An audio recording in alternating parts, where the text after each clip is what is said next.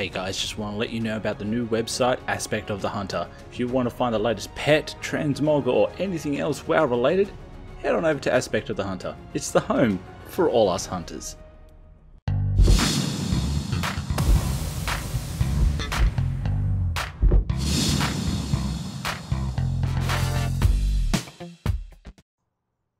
Hey, what's up guys? Ravenclaw here, and guys, before we start, I have to tell you something.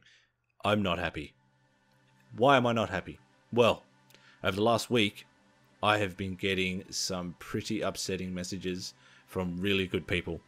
And that is people wanting to give up Hunter because they're getting abused for damage. They're not pushing raiding because healers will leave them because of damage and blah, blah, blah, blah, blah. That's what really ticks me off. Okay? People, like, you know, you've got your elitists that are, you know, top of their game, blah, blah, blah, but they got there for a reason. Okay? But, unfortunately, they lose sight of people that are still trying to learn and trying to get better. So, you know, you can understand that. They've got high rating. They want to be able to do that. But what I don't like is I don't like how people get so upset that they want to leave the Hunter. My hunters, I want to keep true to the Hunter way. Alright, so what we're doing is I'm running a series called Hunter Bootcamp. Now, in this episode, I actually got one of my subs that was having a bit of trouble and wanted to be able to push higher rating and whatnot. I got onto my druid, which was a horrible experience because I'm not a good healer at all. But once again, I'm in the same boat as those people. I'm just going to learn. So what I did is I showed him ways to improve his damage, okay, prove CC, learn tips on how to trap, on where to position yourself, things like that, and got him from, you know, not doing too well to being able to 1v1 people, which is a great feeling. And it really showed because he was really happy with the way that he was progressing, and that was a great feeling, and it restored his faith in the Hunter. So let's talk about a few things. One, I want to talk about positioning. Okay, so as we'll talk about BM Hunter because this is a BM Hunter video.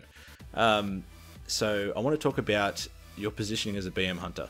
Okay, so if you're running twos with a healer, what you want to do is you want to be near your healer, not obviously standing on top of your healer. You want to be close to, one, stop a quick switch, like with a warrior that might be able to train you and then kill you. You want to be able to keep out of harm's way too, things like that. If you work together, then like this, when you say, all right, I'm going in for a CC because we know that we've got them separated, it just works. It's all about synergizing with your healer. And at the end of the day, you're ranged. There's no point you're being up in someone's face. Let your pets do that. They do all your damage essentially. Okay, now we're talking about damage. Okay, this is some of the messages I get, like, I'm not doing enough damage. People are like ripping on me because like I've got gear, but I'm not getting out the damage. Okay, so let me talk about.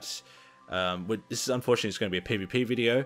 I will do mythics as I get different subs. So if you're having trouble, let me know down below. Okay, and I will definitely be happy to do this with you guys. I think this is going to be great because even though that I want to be able to cap my hunter and that because I've put him on the back foot and all that, but doing this for you guys is way better for me. I love it, and that's just the bottom line.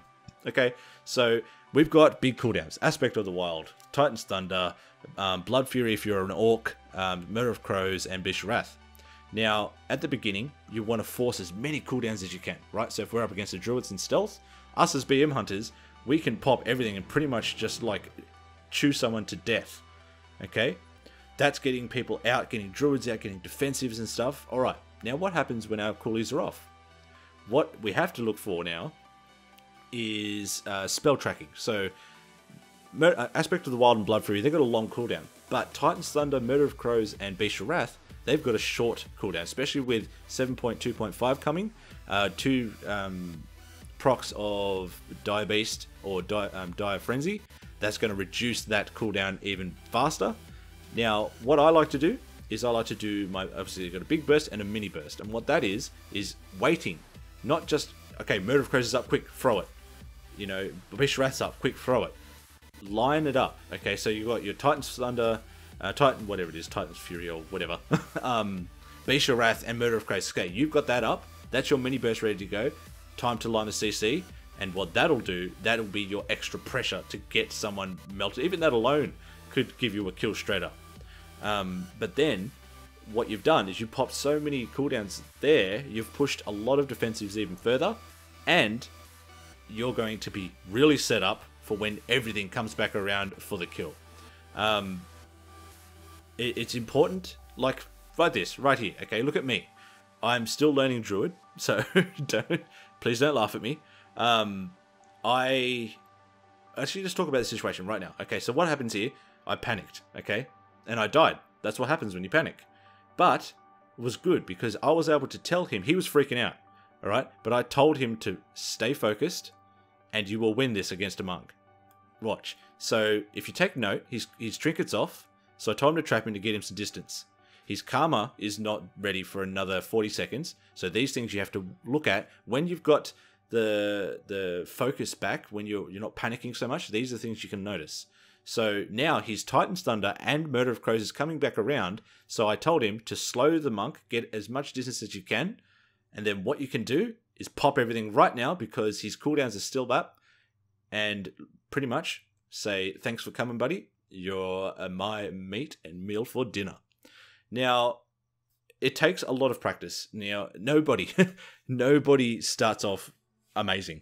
They have to start somewhere. It's up to you to go, you know what? Okay, maybe I sucked a little bit, but let me see where I failed and improve myself.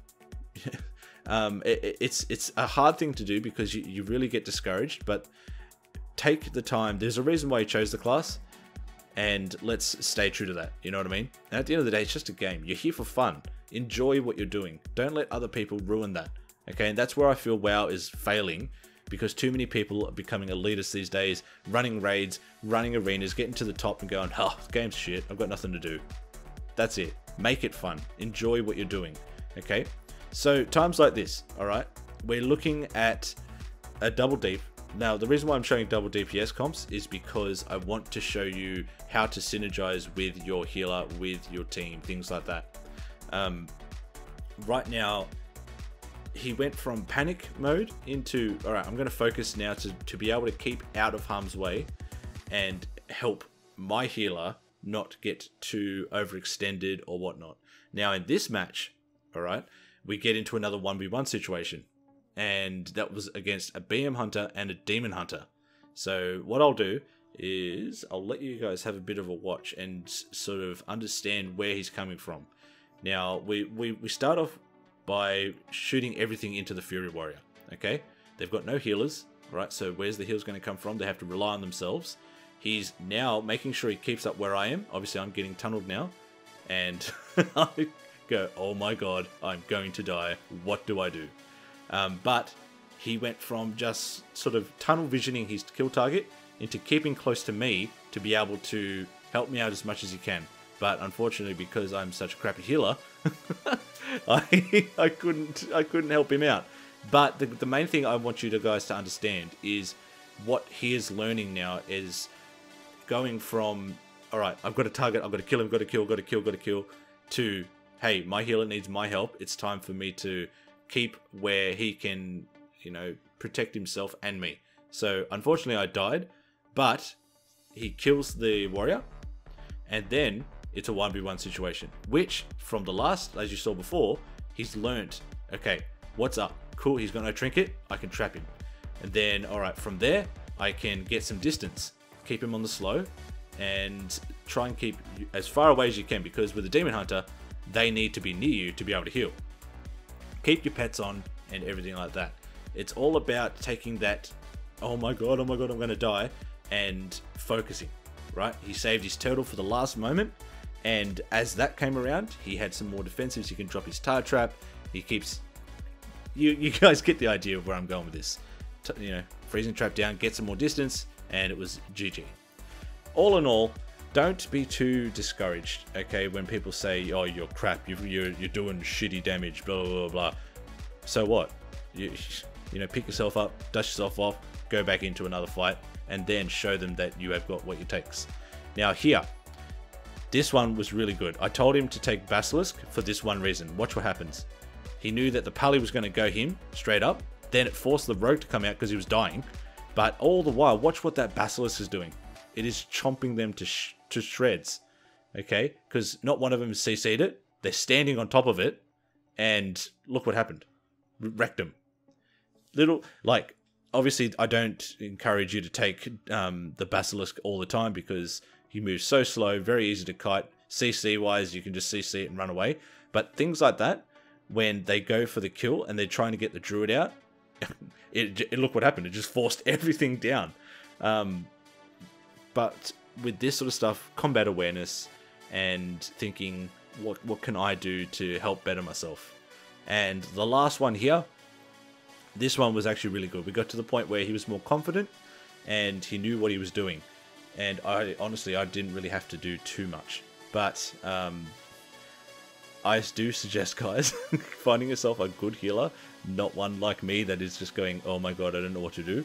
Once again, I told them to take Basilisk, and they just let it eat them. And unfortunately, I I freaked out too much, and I was like, oh my god, I gotta run. But yeah, I had fun at the end of the day because I got to help someone out, make them feel more comfortable with the spec. And yeah, so unfortunately they switched on me hard. I died, but watch, he was so confident in what he could do that there was no worries. And I don't think I actually told him what to do in this one. He just knew. And yeah, that's what I'm hoping to get out of this series. So if you guys need any help, please let me know. I'll be more than happy to run these with you guys in whatever you need. But until the next time, you amazing hunters out there, keep true and you keep on sniping. Bye guys.